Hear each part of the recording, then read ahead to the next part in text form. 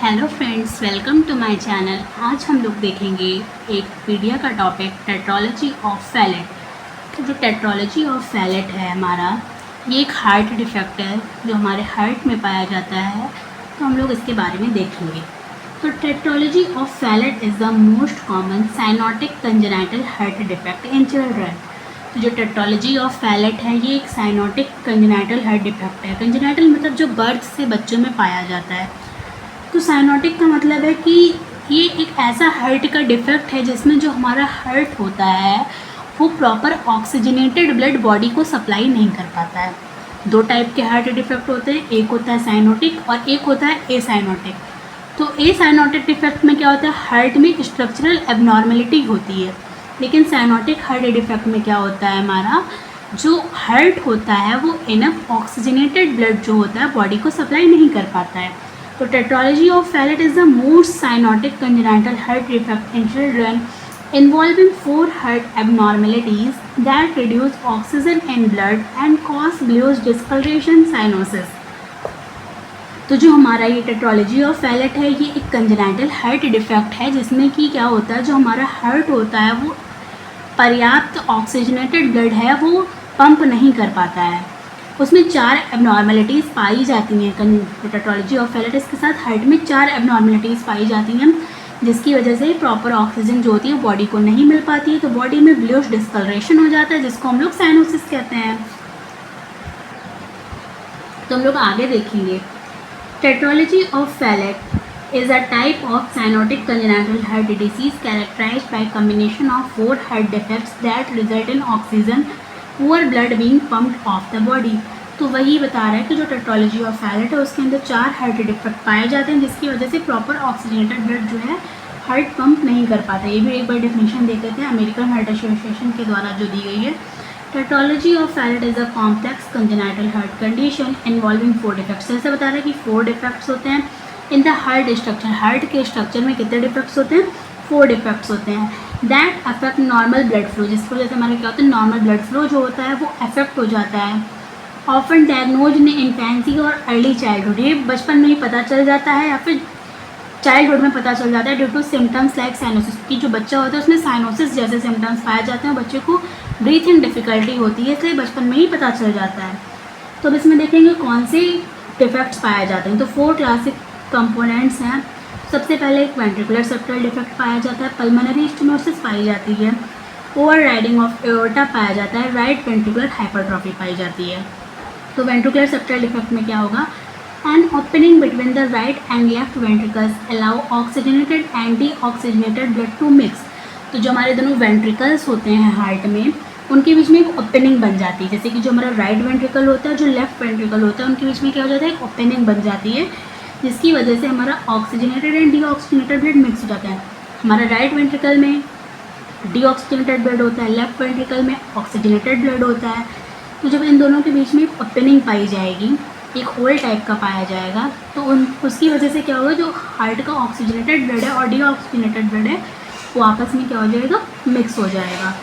फिर उसका second defect जो है वो पल्मोनरी स्टेनोसिस। स्टेनोसिस मतलब नैरो हो जाना। तो narrowing of the pulmonary valve और right ventricular outflow tract which reduces blood flow to the lungs. तो जो हमारी पल्मोनरी आर्टरी होती है उसके जो वॉल्स होते हैं उसमें नैरोइंग हो जाती है। जो हार्ट में पल्मोनरी आर्टरी होती है, जो पल्मोनरी वॉल्स होते हैं उसमें क्या हो जाती है, नैरोइंग हो जाती है, जिसकी वजह से क्या होता है, ब्लड फ्लो जो होता है वो लंग्स तक नहीं पहुंच पाता है। जो पल्मोनरी आर्टरी होती है वो क्या करती है, लंग्स तक हमारा ब्लड को ले जाती है। जो डीऑक्सीजनेटेड ब्लड होता है उसको लंग्स तक ले जाती है, लेकिन जब उसमें स्टेनोसिस हो जाती है तो जो ब्लड होता है वो लंग्स तक प्रॉपर्ली नहीं पहुंच पाता है, जिसकी वजह से जिसको हम लोग पल्मोनरी स्टेनोसिस कहते हैं। फिर आते हैं overriding of aorta. The aorta is shifted to right and receives blood from both ventricles increasing mixing of oxygen rich and oxygen poor blood. तो इसमें ओवर राइडिंग ऑफ एओर्टा हो जाता है। The aorta is shifted to the right, mainly जो हमारा aorta होता है वो लेफ्ट साइड प्रेजेंट होता है, लेकिन जो हार्ट डिफेक्ट होता है टेट्रोलॉजी ऑफ फैलेट उसमें जो एओर्टा होता है वो राइट साइड शिफ्ट हो जाता है and receive blood from the both ventricles, और दोनों वेंट्रिकल्स से ब्लड को रिसीव करता है। वैसे एओर्टा जो हमारा होता है वो मेनली लेफ्ट वेंट्रिकल से ब्लड को रिसीव करता है, पर इस डिफेक्ट में क्या होता है, हमारा एओर्टा जो होता है वो राइट साइड को शिफ्ट हो जाता है, दोनों वेंट्रिकल से जो होता है हमारा ब्लड को रिसीव करता है, increasing mixing of oxygen rich and oxygen poor blood, जिसकी वजह से फिर से ब्लड की मिक्सिंग हो जाती है। फिर the right ventricular hypertrophy, the right ventricle muscles become thicken due to increase pressure from pulmonary stenosis. तो क्या होता है, जब हमारी जो पल्मोनरी आर्टरी होती है या फिर पल्मोनरी वॉल्स की वजह से जब पल्मोनरी वॉल्स में स्टेनोसिस हो जाती है, तो जो हमारा राइट वेंट्रिकल होता है उसको ज़्यादा काम करना पड़ता है, ज़्यादा फोर्सफुली वर्क करना पड़ता है, क्योंकि उसको लंग्स तक तो ब्लड भेजना नहीं है। लेकिन जब स्टेनोसिस हो गई तो प्रॉपरली ब्लड जा नहीं रहा है नॉर्मली, तो जो हमारा राइट वेंट्रिकल है उस पर क्या होगा, प्रेशर इंक्रीज़ होगा। जब प्रेशर इंक्रीज़ होगा तो हमारे जो हार्ट की मसल्स होती हैं, राइट वेंट्रिकल्स की जो मसल्स होती हैं वो थिक हो जाती हैं, क्योंकि उस पर ज़्यादा प्रेशर पड़ता है। तो ये 4 डिफेक्ट हो गए। वेंट्रिकुलर सेप्टल डिफेक्ट, जो दोनों वेंट्रिकल्स होंगे उनमें क्या होगा, ओपनिंग हो जाएगी, उनके बीच में ओपनिंग हो जाएगी। फिर आता है पल्मोनरी स्टेनोसिस, जो पल्मोनरी वॉल्स होंगे वो नैरो हो जाएंगे। ओवरराइडिंग ऑफ एओर्टा जो होगा वो राइट साइड शिफ्ट होगा और दोनों वेंट्रिकल से ब्लड को कैरी करेगा। और right ventricle hypertrophy, the right ventricle muscles become thick due to increase pressure from pulmonary stenosis, यानी कि जो राइट वेंट्रिकल है उस पर ज़्यादा वर्क प्रेशर पड़ रहा है, क्योंकि पल्मोनरी आर्टरी स्टेनोसिस है, पल्मोनरी आर्टरी में जो है नैरोइंग हो गई है।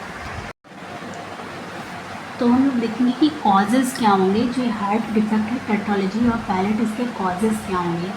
सबसे पहले आता है हमारा जेनेटिक फैक्टर्स। तो म्यूटेशंस और chromosomal disorders like DiGeorge syndrome can lead to tetralogy of Fallot. तो हमारे जीन्स में कोई म्यूटेशन हो जाए या फिर कोई क्रोमोसोमल डिसऑर्डर हो जाए, एक एग्जांपल भी दिया गया डी फ्योर्ड सिंड्रोम, तो जो ये हैं ये टेट्रोलॉजी ऑफ पैलेट कर सकते हैं, जैसे कि कुछ जेनेटिक फैक्टर्स हो गया। फिर आता है फैमिली हिस्ट्री।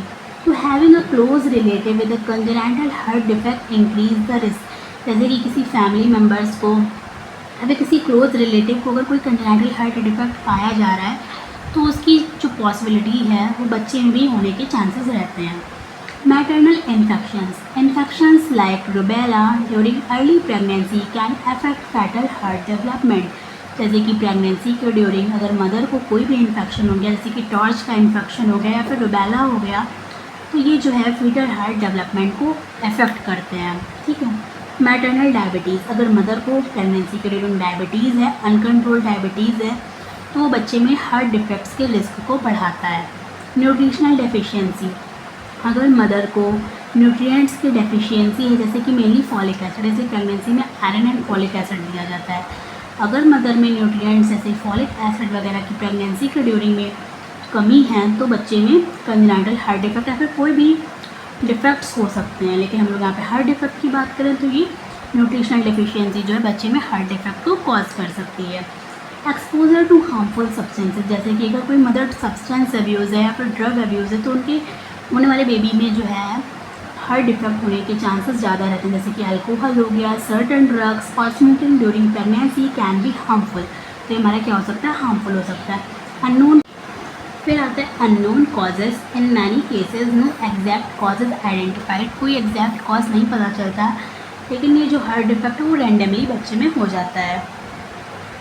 तो आई होप इतना समझ में आप लोग को आ गया होगा। टेट्रोलॉजी ऑफ पैलेट एक साइनोटिक कंजेनिटल हार्ट डिफेक्ट है। साइनोटिक मतलब स्ट्रक्चरल एबनॉर्मलिटी के साथ साथ हार्ट में डिफेक्ट होना, जैसे कि जिसकी वजह से जो हमारा हार्ट है वो ऑक्सीजनेटेड ब्लड पंप नहीं कर पाता है, तो उसको हम लोग साइनोटिक हार्ट डिफेक्ट कहते हैं। इसमें 4 जो है डिफेक्ट्स पाए जाते हैं, हमारा वेंट्रिकुलर सेप्टल डिफेक्ट और pulmonary stenosis, overriding of aorta, right ventricular hypertrophy, causes हो गए जैसे कि जेनेटिक फैक्टर हो गया, फैमिली हिस्ट्री में कोई हार्ट डिफेक्ट चला आ रहा है तो वो बच्चे में हो सकता है। मैटरनल इन्फेक्शन, मदर को अगर इन्फेक्शन हो गया तो बच्चे में हो सकता है, या फिर मैटरनल डायबिटीज़ हो गई, या फिर न्यूट्रिशनल डेफिशिएंसी हो गई, या फिर कोई हार्मफुल सब्सटेंस या एक्सपोजर हो गया, या फिर अननोन कॉजेज़।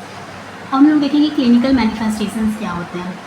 तो cyanosis, bluish discolouration of lips, fingers and toes due to low oxygen level, जब हमने बताया कि ऑक्सीजनेटेड ब्लड अच्छे से सप्लाई नहीं हो पाएगा तो बच्चे के लिप्स वगैरह में, फिंगर्स वगैरह में, टोज़ वगैरह में साइनोसिस हो जाएगा, वरना यानी कि वो ब्लू कलर के दिखेंगे।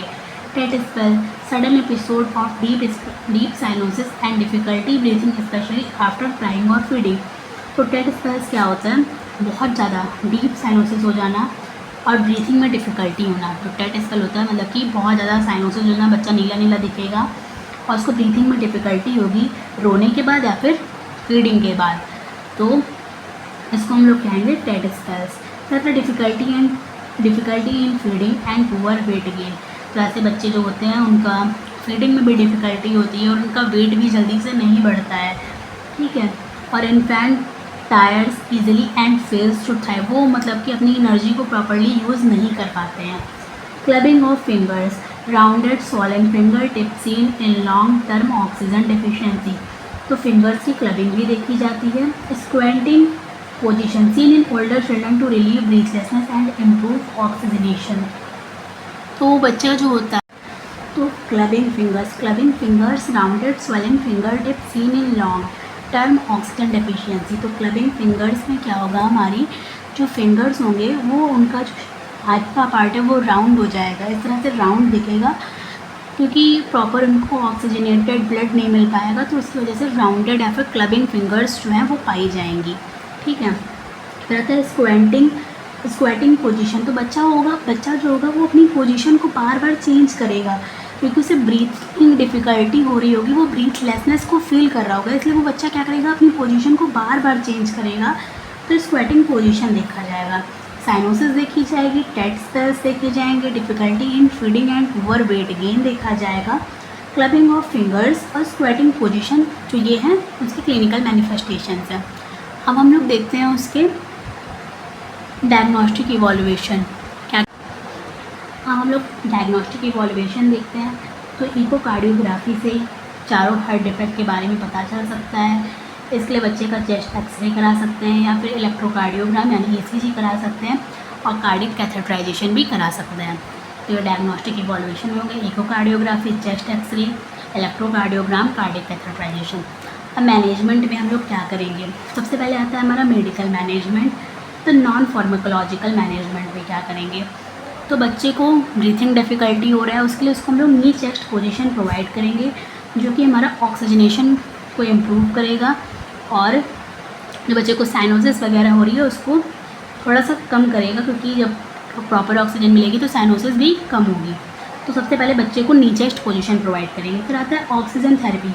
अगर बच्चे को ज़्यादा ब्रीथिंग डिफ़िकल्टी हो रही है तो बच्चे को डायरेक्ट ऑक्सीजन एडमिनिस्टर करेंगे, ताकि बच्चे को हाइपोक्सिया जो है ना हो।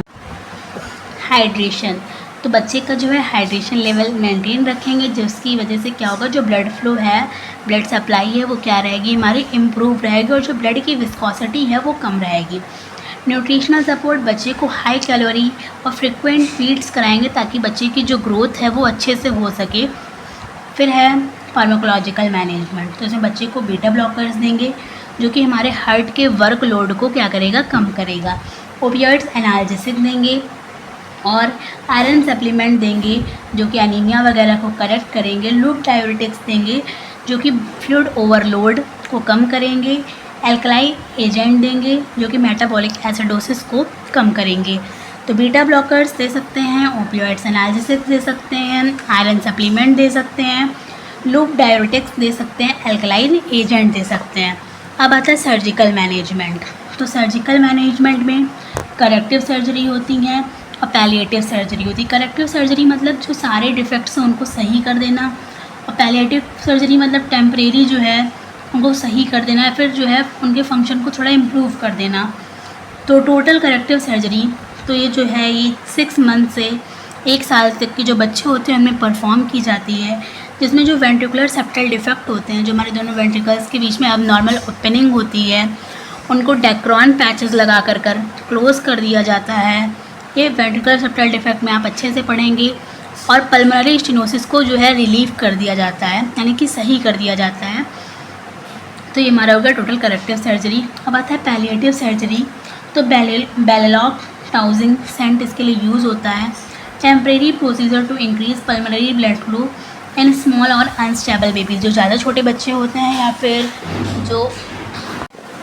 जो हमारा बेलेलॉक टाउजिंग शंट है, इसमें क्या किया जाता है, जो हमारी सब क्लेवियन आर्टरी होती है और पल्मोनरी आर्टरी होती है उनको ज्वाइंट किया जाता है, जिसकी वजह से जो हमारा पल्मोनरी ब्लड फ्लो होता है वो इंक्रीज़ होता है। और ये जो ज़्यादा छोटे बच्चे होते हैं या फिर जो लो बर्थ वेट बेबीज़ होते हैं उनमें करते हैं, जिनके अंदर हम लोग टोटल करेक्टिव सर्जरी को परफॉर्म नहीं कर सकते। अब हम लोग देखेंगे नर्सिंग मैनेजमेंट। तो मॉनिटरिंग, तो बच्चे का ऑक्सीजन सैचुरेशन जो है, बच्चे की जो हार्ट रेट है उसको हम लोग क्या करेंगे, रेगुलर मॉनिटर करेंगे। मैनेजमेंट ऑफ टेट स्पेल्स, जैसे कि बच्चे में जो साइनोसिस वगैरह हो रही है तो उसको पोजीशन, उसकी जो है पोजीशन को इम्प्रूव करेंगे, जैसे कि नी चेस्ट पोजीशन देंगे और क्वाइट काम एनवायरनमेंट प्रोवाइड करेंगे उसके लिए। न्यूट्रिशनल सपोर्ट, बच्चे को हाई कैलोरी डाइट देंगे ताकि, और फ्रिक्वेंट फीडिंग्स कराएंगे ताकि जो बच्चे की ग्रोथ है वो अच्छे से हो सके और उसको जो थकावट वगैरह है वो कम महसूस हो।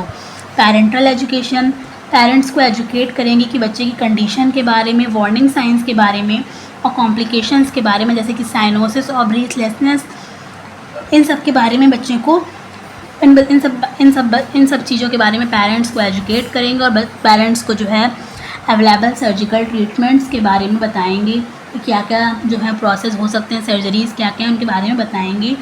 Pre operative and emotional support, बच्चे को अगर सर्जरी हो रही है तो उसको प्री ऑपरेटिव केयर देंगे और सर्जरी के बाद बच्चे को पोस्ट ऑपरेटिव केयर देंगे। Thank you.